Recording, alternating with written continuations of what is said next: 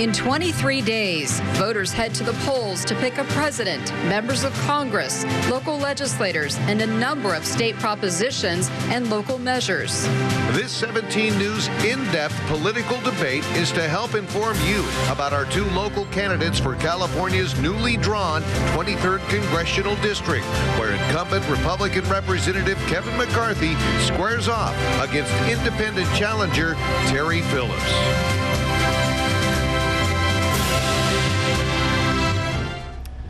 And good evening. Thanks for being with us tonight. I'm Jim Scott. And I'm Tami Mlcoch. We are here tonight to speak with our local candidates for Congress, Representative Kevin McCarthy and challenger Terry Phillips. Representative McCarthy is running for his fourth term in Congress now. In 2002, he was elected to the California State Assembly in the 32nd Assembly District. He was the first freshman legislator and first from Kern County to serve as Assembly Republican leader. McCarthy was elected to Congress in 2006 and became House Majority Whip for the U.S. House of Representatives in 2010. Congressman McCarthy is a Bakersfield native and a CSUB graduate. Terry Phillips is an independent challenger born in Fresno who grew up in the Bay Area. He has lived in Bakersfield since 2004. Phillips is a journalist who has covered world affairs, including the collapse of the Soviet Union and armed conflicts in Afghanistan, Bosnia, Somalia, Haiti, and Iraq. He was also a senior executive for OmniPoint, a wireless telecommunications service provider, and is the sole proprietor of a media consultation company. Terry Phillips is a graduate of Santa Clara University and studied at McGeorge Law School in Sacramento. Now, both candidates are running to represent California's newly drawn 23rd Congressional District. Here's a look at what the district looks like after the 2010 census. It covers Kern County, parts of San Luis Obispo, and Los Angeles counties. And we will begin our debate tonight with a 1-minute opening statement from each candidate. Now, Congressman McCarthy, you won the coin flip and you have elected to go second, so we begin with Terry Phillips. Mr. Phillips. Thank you very much. Good evening. Tonight, our nation faces some of its toughest challenges since the Great Depression, with our neighbors losing their jobs and their homes, businesses going broke, our troops being injured and killed in foreign wars almost every day, and our government spending money it just doesn't have. Many people have lost hope in the American dream. We have to fix this. Unfortunately, it takes real leadership, bold leadership, and cooperation in order to solve difficult problems. But many of our elected officials confuse partisan politics with leadership. Now, as a party leader, I think that my opponent is part of the problem. I pledge to be part of the solution. I am not beholden to a party or to Wall Street. I'm a small business owner. I am truly independent. And if you elect me to Congress, I promise to represent you. Congressman McCarthy. Well, first, I'd like to thank Channel 17 for hosting the debate and for you at home for watching. You know, we gather at one of the most critical times in our nation's history. This November, we'll have a big choice on what this country should become, what type of country we'll leave to our children and our grandchildren. You know, my grandfather worked on the railroad. My father was a firefighter. I learned from a small child, from my family and my teachers, the value of hard work, personal responsibility, and individual initiative. Those were the values I took when I started my first business at age 19, Kevin O's Deli. I still remember building the counter in my dad's garage. I was successful enough from Kevin O's to pay my way through college and get an MBA. You know, every election has to answer this one question. Who is the best choice to fight for your family, fight for you, and yes, even fight for your fears? I firmly believe that people are greater than our problems. So let's join together and put America on the right path and represent the Central Valley with the real fighter. Thank you, gentlemen. And now let's get to the questions. And as we do, we also have with us tonight 17 News political analysts Cathy, Abernathy, and Tackett, who will each ask 2 questions of an individual candidate. All right, now we have 90-second answers for each question, gentlemen, and also 60 seconds for a rebuttal. So we want to start, of course, with the economy. It's what everybody's concerned about right now. The unemployment rate in Kern County is hovering around 13% right now, 12.9% as of August. The nation's unemployment rate just dipped below 8%. And this is really the $23 million question, if you will. That's how many people are out of work right now across the country. Give us specifics on what you would do to create jobs in Kern County and across the country. Congressman McCarthy, let's start with you. Well, first and foremost, the greatest job creator is small business. And if you listen to small business, you go around this country, it's the uncertainty. They don't know what their tax code's going to be next year because the taxes are going to be raised at the end of the year if you don't do something about it. Regulation. They don't know what the regulation is going to change, what their health care costs. And right here in the Central Valley, it's water. So I'm not waiting till next year. I've started working now. We've been able to pass a bill in the House that takes people over fish. That can bring more than 1 million acre-feet of water here directly to the Central Valley. Secondly, we've passed on the floor, extend the tax cut, but reform the tax system. Eliminate the loopholes, lower the corporate tax rate, let America compete worldwide. Because right here in Kern County, we sell a lot of our products around the world. Right in Mojave, we actually go to space commercially. When the FAA tried to shut it down, I was able to stop it. When Barbara Boxer wanted to take our infrastructure, which you have to have an infrastructure that is strong, take our money and send it back to the Bay Area, I was able to stop it. We have to end the uncertainty to build a small business with access to capital. That's one of the bills I was able to pass this year of mine in the Jobs Act that the president actually signed. That's what we have to do to change course. Mr. Phillips? Well, I agree with the congressman that uncertainty is a big problem. And unfortunately, one reason we have so much uncertainty is because of the policies that he has pursued in Congress, particularly in the run-up to the increase in the debt ceiling. He brought our government to the brink of shutdown. Because of his poor negotiations, we were left with a lower credit rating. These are things that cause uncertainty. We have uncertainty in the Valley because we don't have enough jobs. We actually have enough jobs. We don't have enough qualified people to take those jobs. And I see the long-term solution to our economic problems being right here at home, in education. And Mr. McCarthy voted to cut Pell grants by 40%. I think that these policies have led to not only uncertainty, but increased unemployment. And these are the kinds of things that I would vote differently for were I elected to Congress.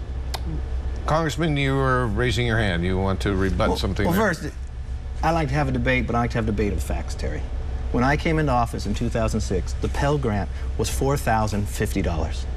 It's right today, it's $5,550. It's been increased twice, both times with my votes, a bipartisan vote. So the Pell grant has been increased. Do you know why? Because I do the business and paid my way through college, so I understand the value.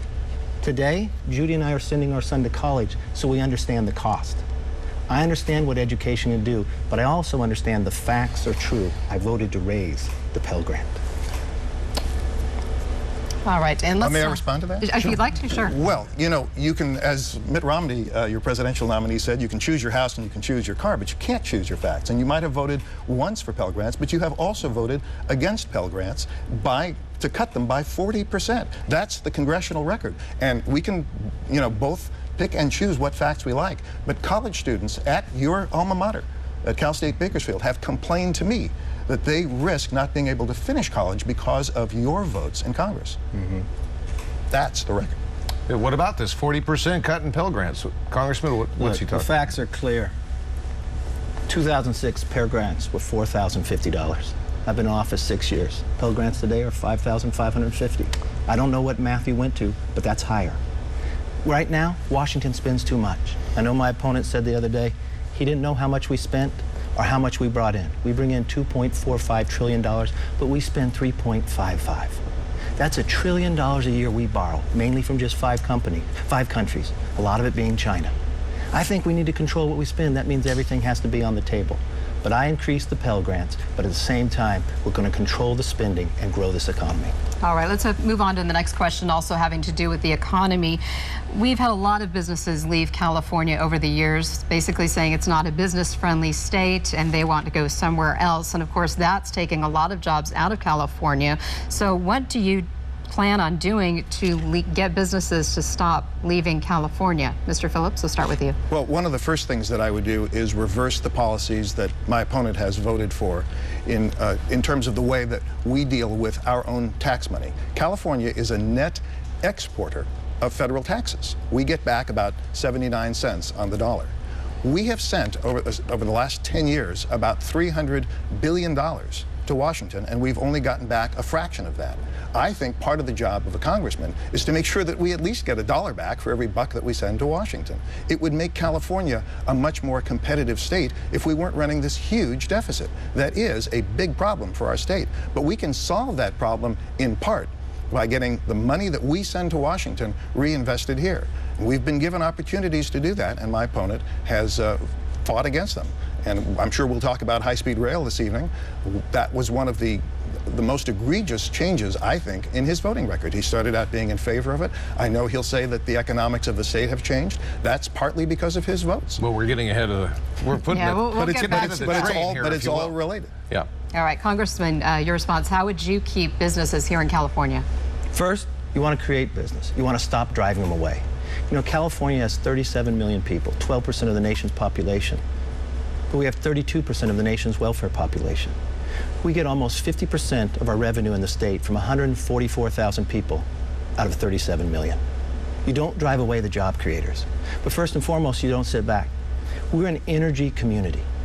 When Jerry Brown was going to sit and not give the contracts to go forward to be able to drill, I picked up the phone and called him directly. We would talk at night. We didn't go to the press, but we were able to solve the problem. When the FAA wanted to shut down Mojave, where two individuals have invested each more than $500 million, it's 100% occupied out there. We've been able to grow. But because of the state, they're going away.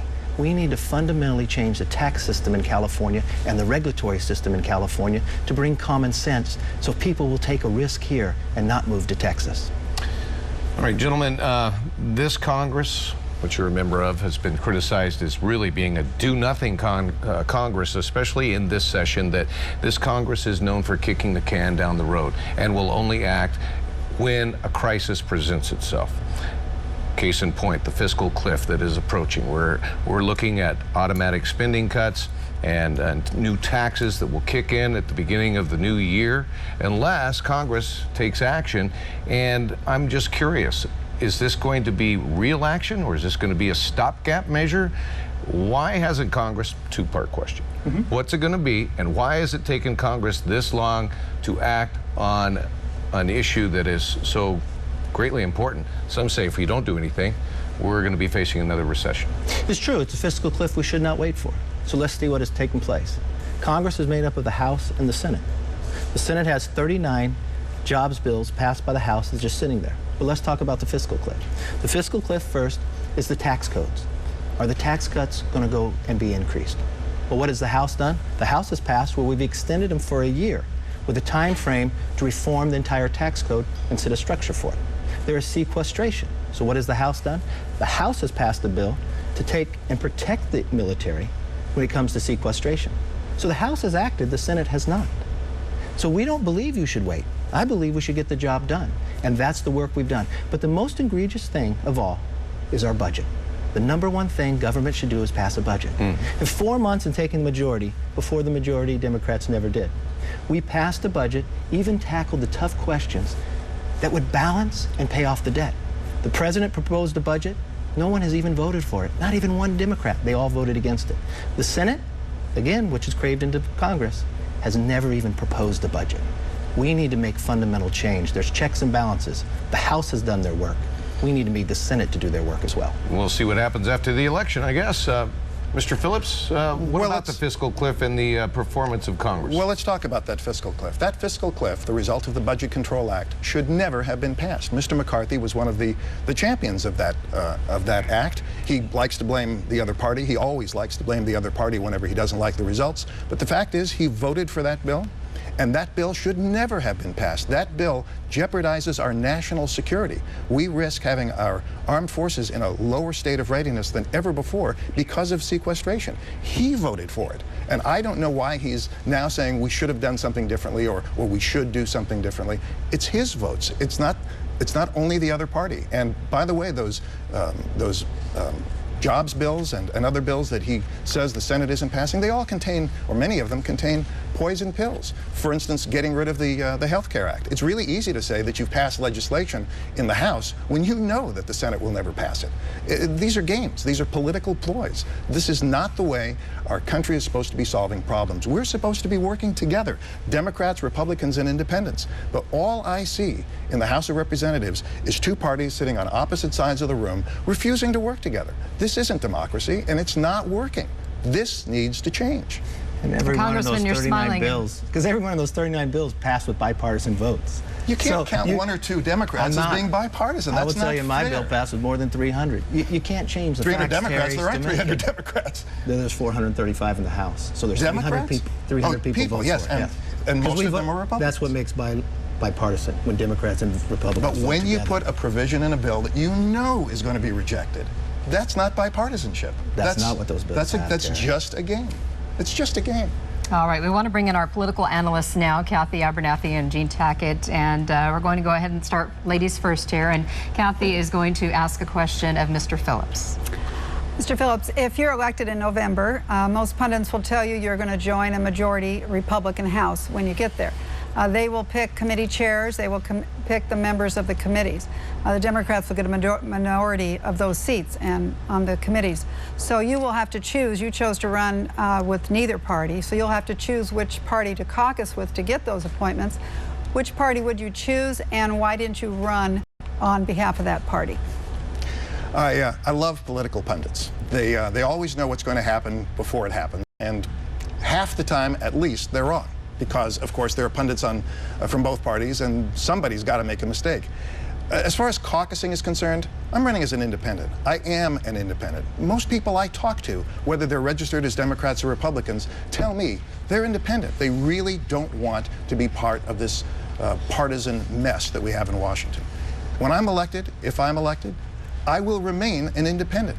And depending on the numbers, and we really don't know, and we won't know until November 6th, which party of the two parties is going to be in the majority, but depending on the split, my one vote could make a huge difference. But I'm not going to choose in advance to be part of the problem. The problem is that for decades, and increasingly in the last 25 or 30 years, we have had a non-functioning government because of the parties. And I refuse to be part of the problem.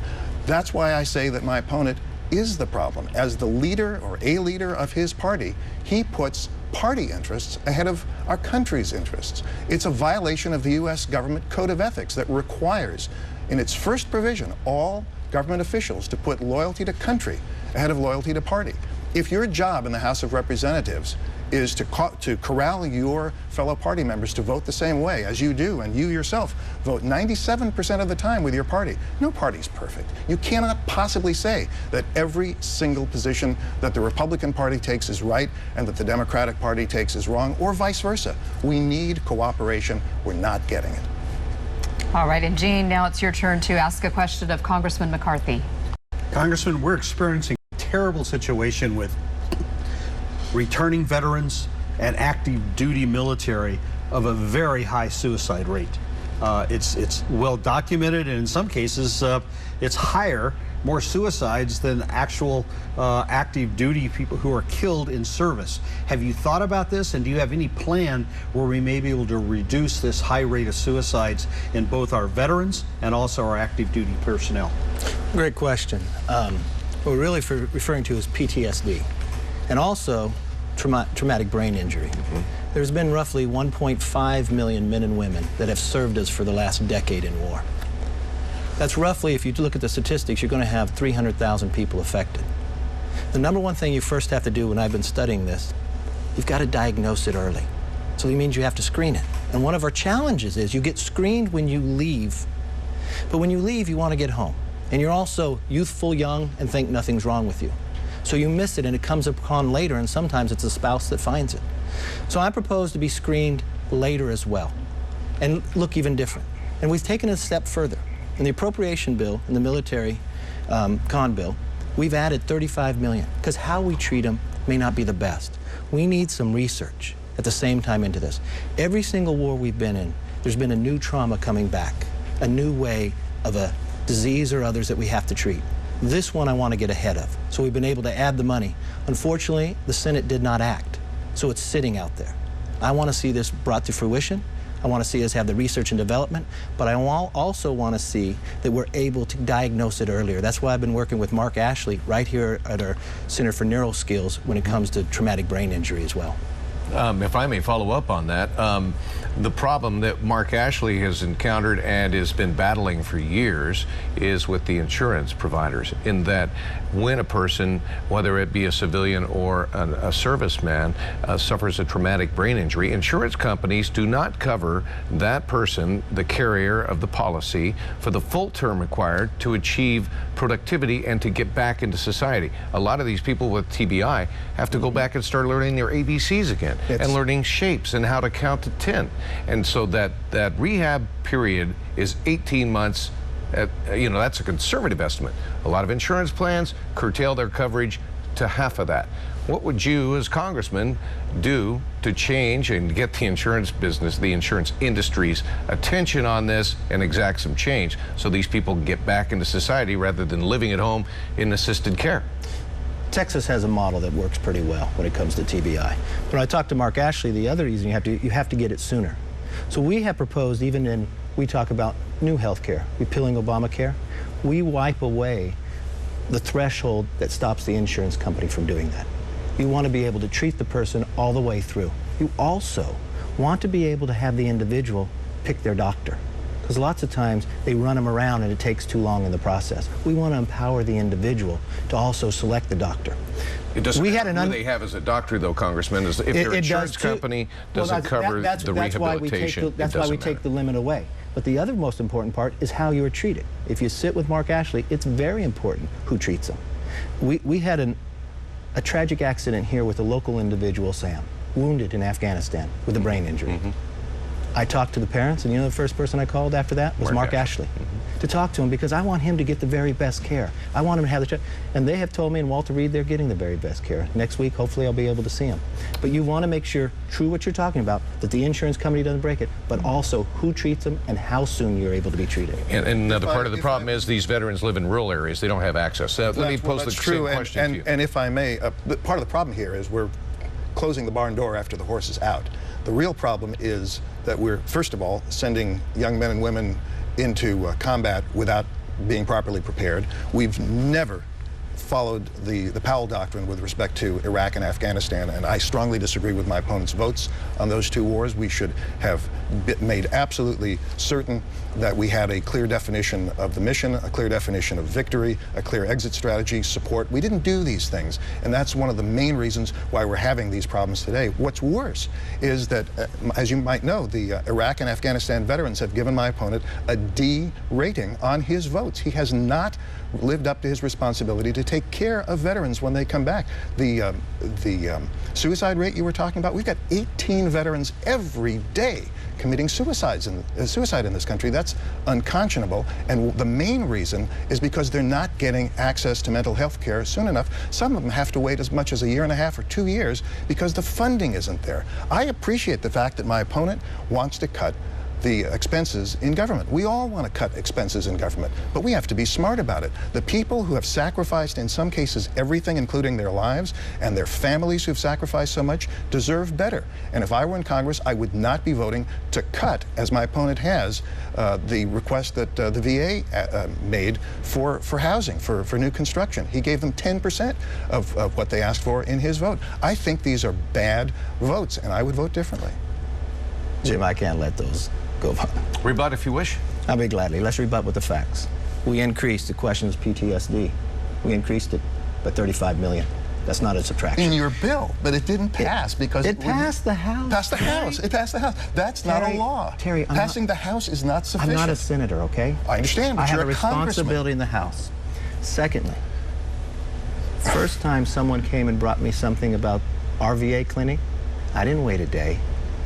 I took action that day.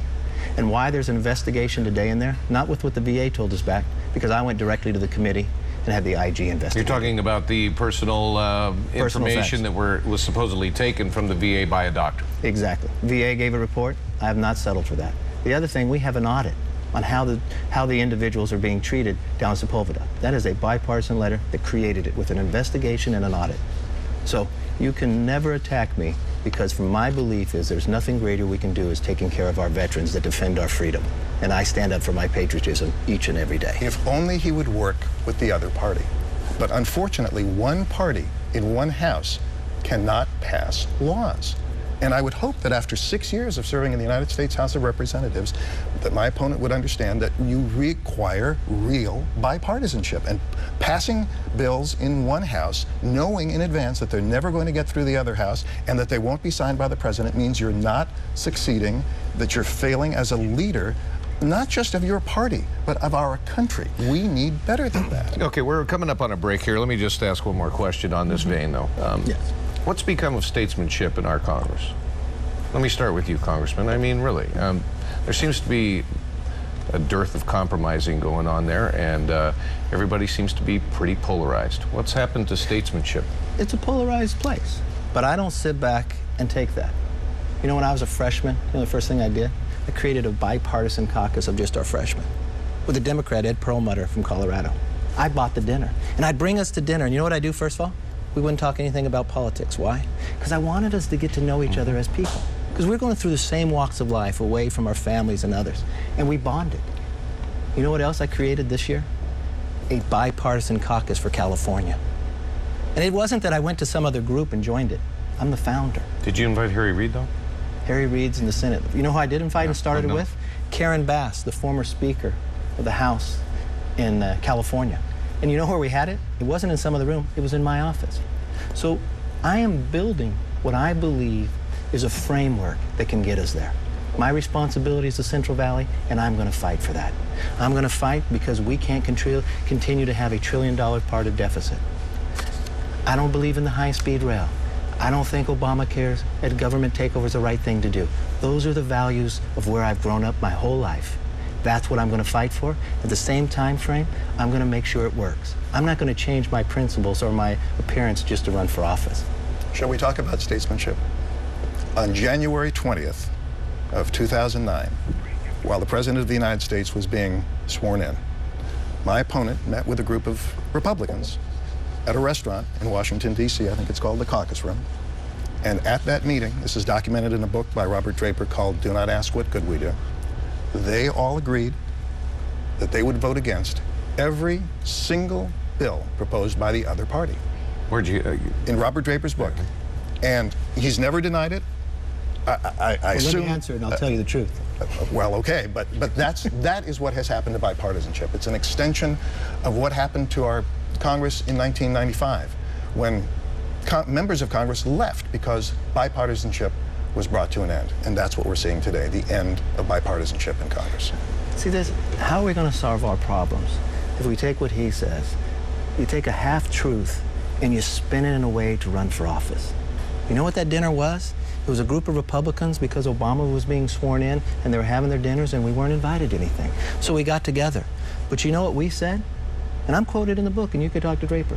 I said we have to offer ideas. I happened to be chosen as one of the young guns. Paul Ryan, Eric Cantor, and myself. But he doesn't deny what he said. You don't deny that you said you would vote against every bill. No, we never said that, and it doesn't say that in the book. So he was lying. Absolutely, it says that in the book, sir. Absolutely, in black and white. What I said is we're going to propose an idea for everything that they do. Because you know what? I get frustrated with my own party that just says no. I think I need to take my conservative principles and offer a solution. That's why we're the only people to pass a budget. That's why we're the only ones to be able to reframe government, out-of-control spending. We're the third Congress since World War II that's cut discretionary spending year over year, even when Republicans controlled all and Democrats controlled all. All right, gentlemen, we're going to take a break. We got a lot of ground to cover, about halfway there, and you are watching an in-depth candidates debate here on TV 17. We're back right after the break. Stay with us. 15 to 25% off select reclining furniture during Weatherby's excess inventory sale. Save on recliners, sofas, love seats, and sectionals. Choose from leather mats to full-body chaise comfort, including power with many styles to choose from. Quality names like Lane, Lazy Boy, Ashley, and more. Right now, pay no sales tax or pay no interest for up to 48 months. Plus, get free delivery during Weatherby's excess inventory sale. Now at Weatherby's, 7th and Chester in Bakersfield. DC's RV Center is bursting with new inventory. You won't believe what our new lineup has to offer, like this slide-out bedroom and a beautiful interior that brings all the comforts of home with you. And check out the all-new Elevation by Crossroads. Now you can take your toys without giving up your comfort. Stop by DC's RV Center and step inside one of our new RVs, fifth wheels, travel trailers, or toy haulers today. DC's RV Center. We provide everything but your destination. Working in the spirit of the Golden Empire, Alyssa Carlson, 17 News.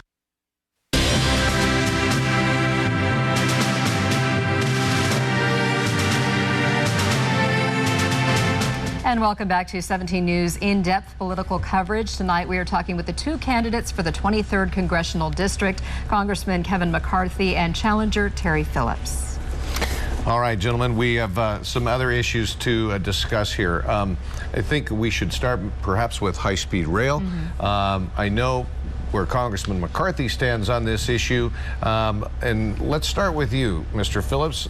We haven't heard from you on high-speed rail. Are you for it or against it? I agree with Congressman McCarthy and what he said 5 years ago. I think it's a great idea. I'm glad that he persuaded then Governor Schwarzenegger to get it on the ballot. I think it is a terrific technology. It could make California a centerpiece of transportation technology.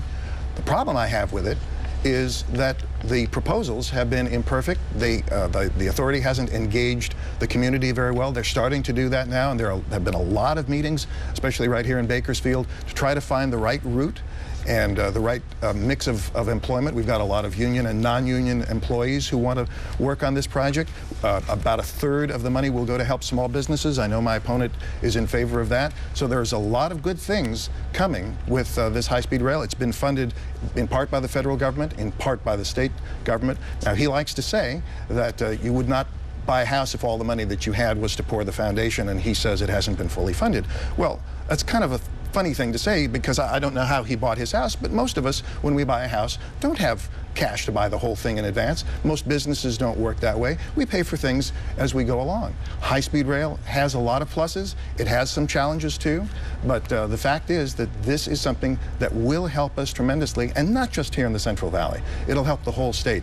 And lastly, I want to say that I strenuously object to the term train to nowhere. This is not nowhere. I live here. This is an important part of the route, and I look forward to riding the high-speed rail when it's completed. And Mr. Phillips, what about the rising cost of the high-speed rail? And people say with the economy right now, it's just a bad time. Let's hold off. Let's wait. I'm sure they said that during the Great Depression when we built the Golden Gate Bridge and Hoover Dam and the Grand Coulee Dam. I'm sure in the midst of the Civil War, when Abraham Lincoln authorized the construction of the Transcontinental Railroad, people were saying, how can we afford this? The country's divided. We don't have the money.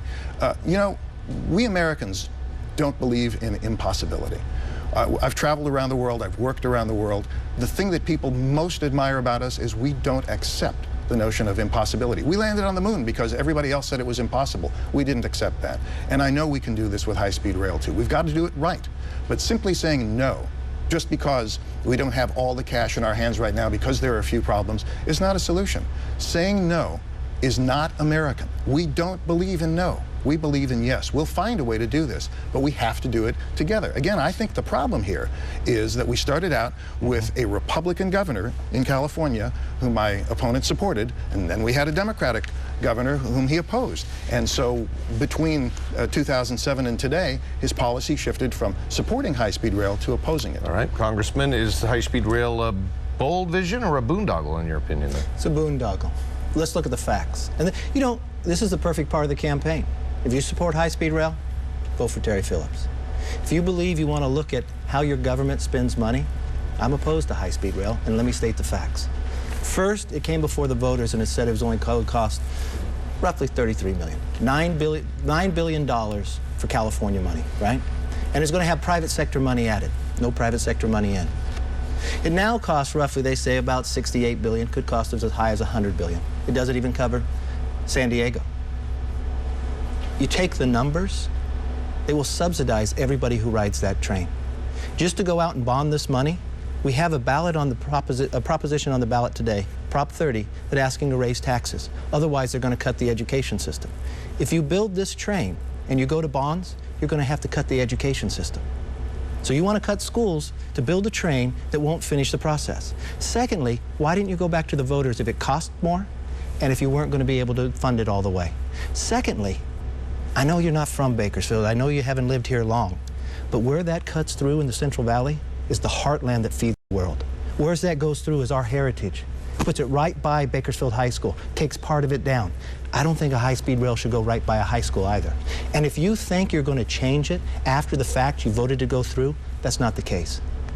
If you want to raise taxes, and when they proposed it, let's be honest about it. Jim Costa put this on the ballot. We had a surplus. Today, the federal government has a $16 trillion deficit, 100% of your GDP. That's not a good investment. You wouldn't privately put that in, and you wouldn't ask your elected officials to make that bad investment. That is a wrong way to go. Terry Phillips, you're shaking your head. Go ahead. With all due respect, you are not here often enough to realize this, but there are meetings that go on all the time in this city, the city where you were born, where I am, as you say, a latecomer. I've only been here 8 years, but I know, and I attend the meetings to try to solve the problems of the route. The high school is a perfect example. We don't want to damage this part of the heritage, even though I know they painted over part of that WPA mural in the auditorium. But still, I think we can preserve the high school. There are alternative routes. Just saying no doesn't solve the problem. We can solve this problem with smart engineering, and there have been proposals. And if you would come to some of those meetings, you would hear them. And as far as the cost is concerned, I agree. It's costing more than was initially proposed. Tell me a government project that came in on budget. It never happens. We know as business people that every government project is going to have cost overruns. It's the nature of government. It's terrible. Government wastes money. It's the nature of government. We should fix it. We should control costs. I agree with you. But we shouldn't throw out the baby with the bathwater. That's a bad idea. Okay, then let's just go to the facts. You've created an agency that's never built 1 mile of track and never built 1 mile of road, and you think you're going to build this. The accountability team that you put together came back and said it shouldn't be built. Not only have I been to the meetings, I brought the head of high-speed rail down and debated him at Cal State. Mr. Tackett was there. I've talked to the head of Caltrans, that's the head of the accountability, and says it's not a good idea. Secondly, you'll never get the high-speed rail that you told the voters would do because it never could get that fast through LA. So either you're going to be honest with the voters or you're not. This is the difference. We have real problems. You need real answers. I'm tired of the gimmicks. I'm tired of the ideas you're going to fix it later down the road, and I'm tired of adding to this debt. Okay. This idea made sense to me in the beginning. You know, there was a big competition for where the railway station would be located, whether it was up by the airport or down here in downtown Bakersfield. The city won out. The high-speed rail station would be in Bakersfield. Now there's talk, State Senator Michael Rubio wants to talk about moving the rail line south of Bakersfield, the core of Bakersfield, or to the north, and putting that high-speed rail station up by the airport. What's your opinion on that? Donald Rumsfeld said, democracy is messy. And I agree with him. This is a messy process. Things aren't neat and tidy from the outset. You have to fight over them. Where would you like to see the station? Well, there's been a proposal to have it very near the current Amtrak station, just south of where that station is. And I was at a meeting just last weekend where there was a discussion about redrawing the route so that we could accomplish that without interfering with the high school, without touching Mercy Hospital, without doing much harm to the corporation yard. There are ways to do this. It is foolish to say that something that would create a lot of jobs, that would mitigate our air pollution problems, which, as you know, are serious here. You've been living here longer than I have. Surely you know that. And that would, in the end, solve a transportation problem. We can't, as my opponent proposes, we can't just keep adding lanes to freeway. We not only don't have the money for that, because there's infrastructure costs too, but we can't afford the air pollution. All right, quickly, you don't want to see a station at all, I guess, but where would you like to see it? I think it connects better probably to the airport. From the same plane, you could ride it, get on a train and go. You could rent a car. But first and foremost, why would you invest in something if you didn't have the money? And with the strong negotiation skills that he has, after you've already agreed to this, how are they going to have any leverage to make a decision? This is a bad idea. you don't have the finances to do, just as in your own personal home. If your income has changed, maybe you cut back on your vacation. If your income has changed, you don't go add on to the house. You cannot leverage our education system in California and subsidize every rider that's going to be on that train just because someone has a European view of California. All right, let's get to our analysts here. Jean Tackett and Cathy Abernathy have been patiently standing by. Jean, go ahead and ask your question for Congressman McCarthy. Congressman, we're talking about numerous problems that this nation has. They're very difficult to solve. Obviously, on this next election, the people in the United States are going to decide who's going to be the next president. If that decision is made to re-elect and that Obama comes back for a second term, would you be willing, sort of like what you did with Jerry Brown, call him at night, work out and sort of bridge this gap, but to be able to solve problems like the deficit, problems like stimulus or unemployment? Is that the kind of thing you would be willing to do? Once the voters make the decision, would that be something you would feel you could do as a leader in the House of Representatives to be able to start working in a more positive way with President Obama? Look, I believe you have campaigns to get ideas. When elections are over, you got to govern. I can work with anyone that will work with me. I've met with this president before. I've invited him to come to understand what Kern County is like, our possibilities here for energy development, become energy independent. The most difficult thing, and it doesn't come from my side of the aisle, but from the other side of the aisle, this president doesn't reach out much. I've been to the White House. I've met with him numerous times. We even proposed during the debate of a stimulus, our own proposal, that you could take some or take others. But I think the only ability we have is that we're going to have to take our principles, but even find common ground to be able to move forward. And Cathy, your question for Mr. Phillips. Well, we seem to hear whenever liberals are out of power that the Republicans should be more bipartisan. So let's say you're chairman of Ways and Means Committee. What taxes will you increase? What taxes would you delete, if any, that will get bipartisan support? Well, first of all, I'm not sure what the reference to liberal is. I consider myself as conservative as you, ma'am. And as far as taxes are concerned, I think the problem with the way we deal with taxes in our country is that we start with the status quo. We don't look back and see where we've been, how we got to this point. We need to make smart tax cuts and smart tax increases when they're appropriate. My opponent, of course, has signed that infamous pledge where he will never, never, never, never, never raise taxes, even if there's a net cut in spending. To me, that's not just bad policy, it's bad arithmetic. I think what we need to do is to re-examine our entire budget. I think what we need to do is audit the Fed. Congressman Ron Paul introduced legislation to audit the Fed. My opponent signed it. He was number 147. Nevertheless, he co-sponsored that bill. I would, if elected, be the first person to propose a bill to audit the Fed. I think we need to reconsider Article 14 of the act that created the Federal Reserve. We need to know why it is that we are lending, for example, $500 billion to foreign countries and not lending money that gets businesses in our country liquid again. Why are we bailing out Wall Street companies to the tune of $4 trillion? I think because my opponent has sat on the Financial Services Committee that he would have some insights into this. Maybe he'll explain to me why we have these policies. But those are the kinds of things that I would examine before deciding whether to increase or decrease taxes. We have to do it cooperatively. I believe there is enough congenial spirit within both houses of the United States Congress to take on these tough issues, as long as every bill doesn't include punishment for the other party.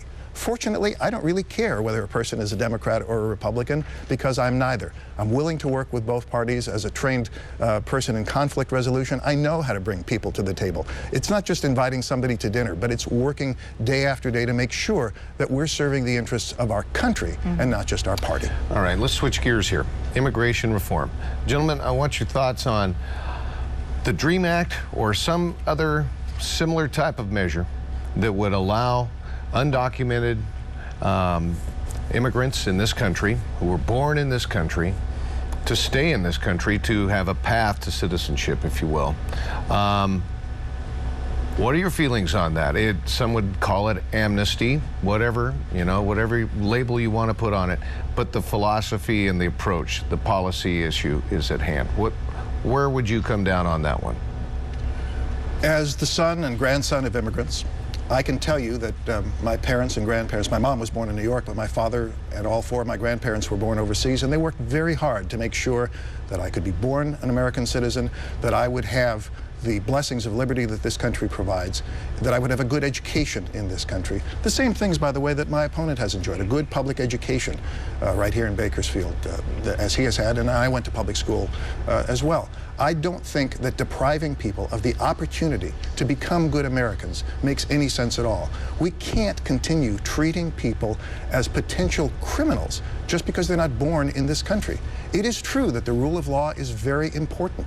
We have to make sure that the laws are reformed to accommodate our national interests and not some crazy idea that just because someone's born in Mexico or elsewhere in the world that they're a threat to us. They're not a threat to us. People come here because they want to have better lives for themselves and for their children. They come here because they want to contribute to our society. Yes, of course, there are bad people among them. Let's focus on them. Let's not criminalize every single immigrant. Whether he follows the rules or not, let's find ways of making sure that everybody can enjoy the blessings of liberty. That's what our country's about. Congressman McCarthy, DREAM Act, some similar measure, some policy that mirrors that. I've been working with Senator Rubio about an idea that we can deal with the immigration issue. First and foremost, you have to secure the borders. You can't continue this. We dealt with this a number of years ago. Now we have more undocumented sitting in here that we have to deal with. Okay, let's start right there. Put troops on the borders, what? There's a couple different things you can do. We've built a number of security walls. There's technology today where you can use many different things. What's happening on this other side of the border today is a major drug war. Our country, unfortunately, has contributed to it with Fast and Furious. We've been fighting to get the answers for that, for one. Secondly, I would do, this country's one of its greatest strengths is the rule of law, that everyone is created equal. But if you create a society where you break down the rule of law, you will break down all society. Before you do anything on immigration, you control the borders. Well, okay, once you control the borders, we have the borders controlled. Then what do you do? I don't think you reward bad behavior, for one. You create a system where people can immigrate legally to here. You don't reward people at all. I think there has to be a touchback provision where they touch back, put in the system, and then come back. What about children who were born on American soil, didn't come here, I think there's a way we can deal with them if they haven't created the system on their own. But let me extend this with one more question. What about children who are born on U.S. soil? Their parents, they live with their parents in their homes. The parents are found to be undocumented and now face the threat of deportation because they're here illegally.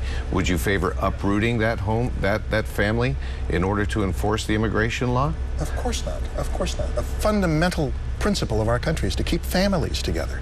We have to find ways of making sure that our principles are more important than the changes in our laws. We have to accommodate our principles, our core values, not just because one interest group or another wants their particular fellow countrymen to have the greater quota. The idea of building walls, I was in Berlin.